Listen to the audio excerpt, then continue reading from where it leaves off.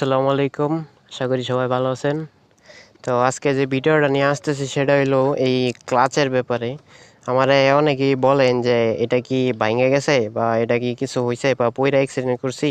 না, আচ্ছা মূলত বিষয়টা হইতেছে যে এটা হচ্ছে কাটার মেইন, এটা কিন্তু ভাঙে না, এটা আমি ইচ্ছা করেই কাটছি। এটার কাটার মেইন বিষয়টা হইতেছে আমরা স্টান্ট করি।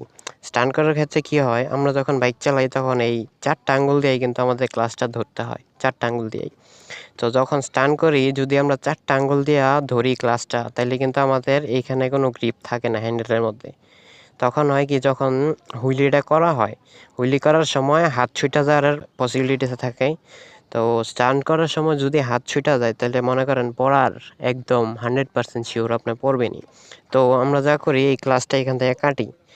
সবসময় আমরা কিন্তু চালানোর সময় 2 আঙ্গুল ইউজ করি, আর যে সময় স্টান্ট করি বা হুইলি করি তখন আমরা এই যে এক আঙ্গুলে ক্লাচটা ধরি। এই ক্লাচটা এক আঙ্গুল করার ক্ষেত্রে একটা কথা আছে, এই ক্লাচটা কিন্তু যখন স্টক থাকে তখন কিন্তু এত সফট থাকে না। এটা কিন্তু দেখেন কানি আঙ্গুল দিয়েও ধরা যায়, কিন্তু স্টক কিন্তু কখনোই এক আঙ্গুল দিয়া বা কানি আঙ্গুল দিয়া ধরা যাবে না। তো আমরা যখন স্টান করি তখন এই একটা আঙ্গুল দিয়া ধরি, আর এই তিনটা আঙ্গুল আমাদের থাকে গ্রিপের মধ্যে।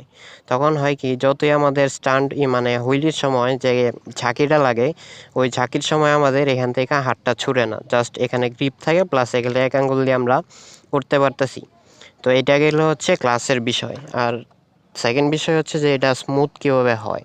আমি ইউটিউব, ফেসবুকে সব জায়গায় খুঁজছি ভিডিও, বাট এমন ভিডিও কোথাও পাই নাই যে